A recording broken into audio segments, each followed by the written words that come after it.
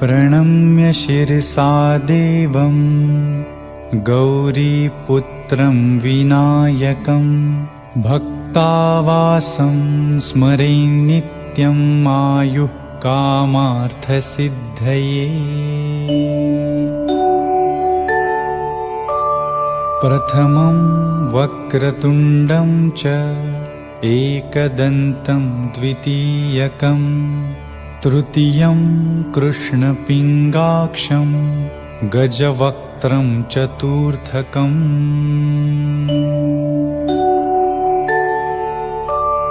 लम्बोदरं पञ्चमं च षष्ठं विकटमेव च सप्तमं विघ्नराजेन्द्रं धूम्रवर्णं तथाष्टमम्।